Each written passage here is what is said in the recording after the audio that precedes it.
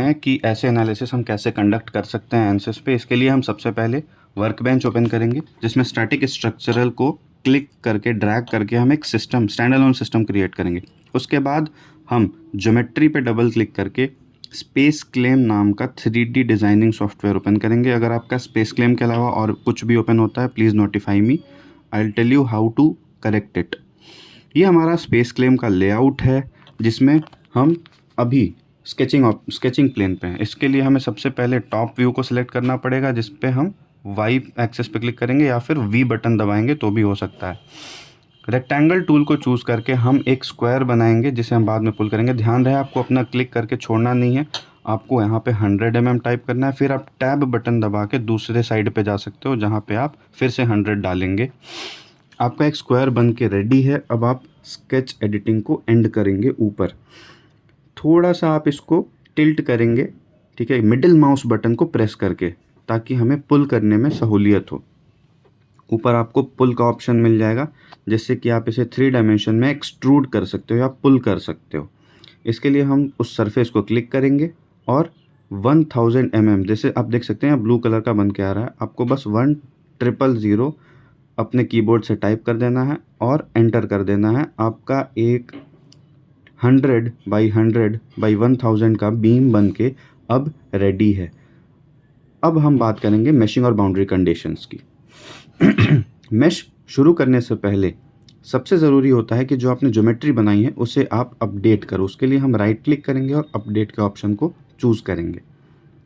जैसे ही आप अपडेट करोगे, यहाँ पे ग्रीन टिक बन के आ जाएगा। ध्यान रहे एनसिस में बिना ग्रीन टिक के आप अगले स्टेप पे नहीं जा सकते। फिर हम मॉडल पे डबल क्लिक करेंगे, जिससे हमारा मैकेनिकल एपीडीएल स्टार्ट हो जाएगा। ये हमारा मैकेनिकल एपीडीएल का लेआउट है। ज़्यादा इसमें आपको कंफ्यूज होने की ज़रूरत नहीं है। आपके काम की जो भी चीज़ें हैं वो आपको यहाँ पे लेफ़्ट साइड में मिल जाएंगी। तो सबसे पहले हम ये देखते हैं कि हमारी ज्योमेट्री क्या है, जिसके लिए हम ज्योमेट्री पे प्लस ऑप्शन पे क्लिक करेंगे और हमारी सेलेक्टेड ज्योमेट्री हाईलाइट हो जाएगी। इन फ्यूचर अगर आपको कभी मटेरियल चेंज करना हो, जिसके लिए एक अलग लेक्चर रहेगा, तो उसके लिए हम मटेरियल्स पे जा सकते हैं। अब आते हैं मेश की बात करते हैं। मेश करने से पहले आपको एक इम्पॉर्टेंट चीज़ यहाँ बताना ज़रूरी है कि स्टूडेंट वर्जन में मेश की एक लिमिट होती है।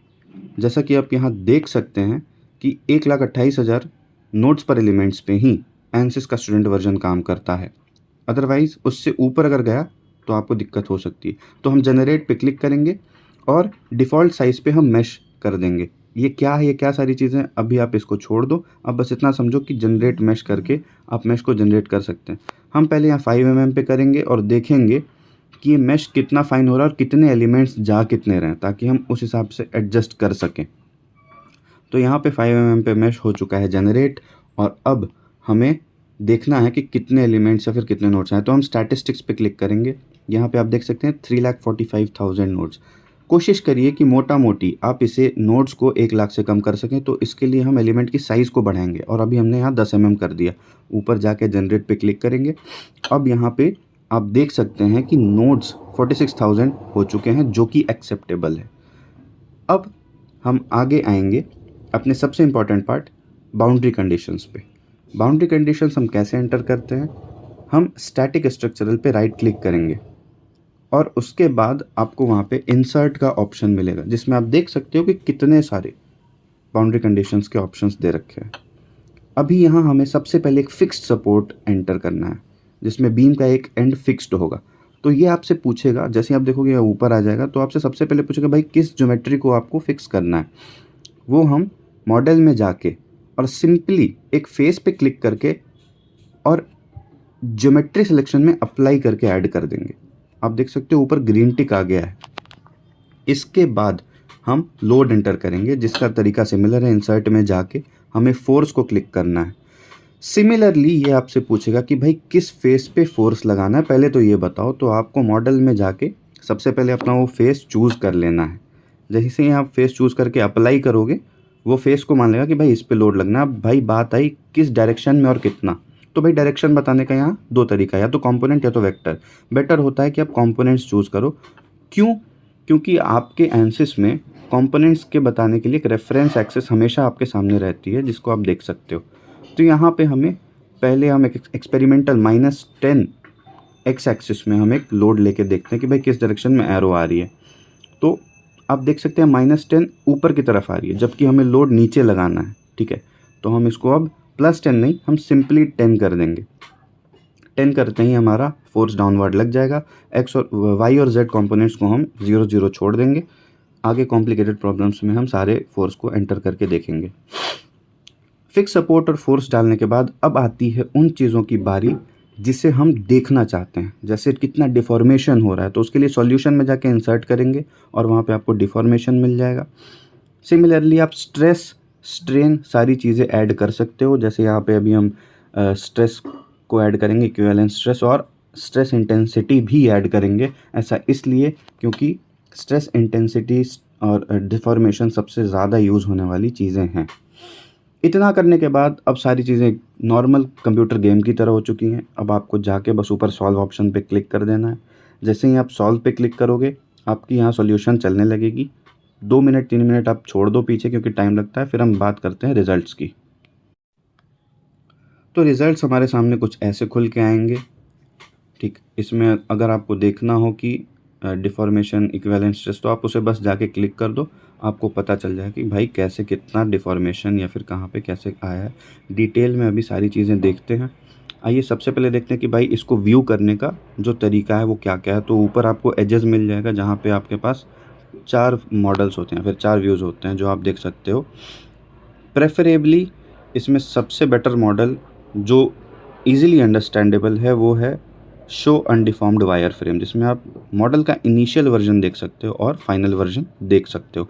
एनिमेशन के लिए आपको बस सिंपली प्ले बटन पे क्लिक कर देना है और बीम कैसे डिफ्लेक्ट हो रही है ये एनिमेट करने लगेगा, ठीक। ये आप किसी भी चीज़ के लिए कर सकते हो। आपको दिख सकता है वहाँ पे बगल में टोटल डिफॉर्मेशन है, आप उस पर क्लिक करके कर सकते हो। स्ट्रेस इंटेंसिटी के लिए कर सकते हो। तो आपको कुछ नहीं करना है, बस टोटल डिफॉर्मेशन, इक्विवेलेंट स्ट्रेस, किसी जिसको भी आप देखना है क्लिक करो और सिंपली जाके आप देख लो।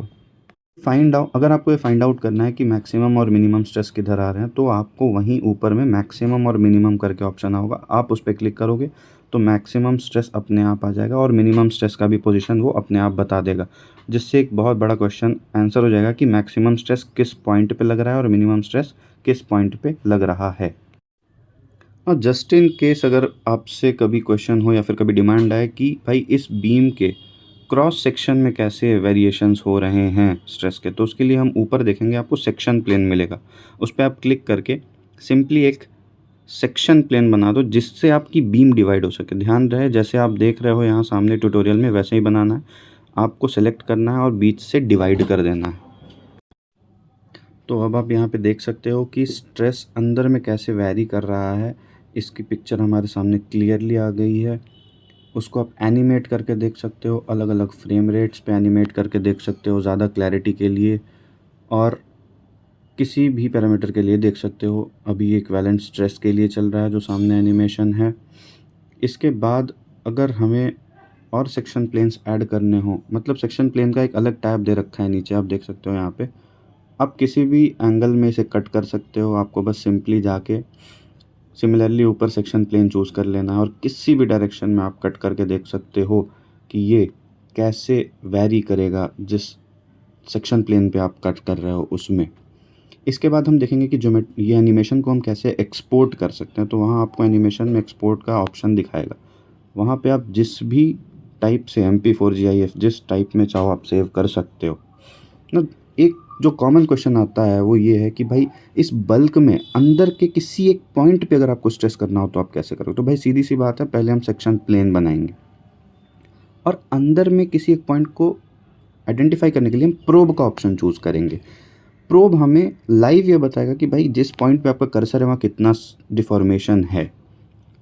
यहाँ पे स्ट्रेस निकालना है तो हम प्रोब चूज़ करेंगे और सिंपली जिस भी पॉइंट पे हमें डिमांड होगी वहाँ पे हम क्लिक कर देंगे और वहाँ हमारा स्ट्रेस एनोटेट होके आ जाएगा।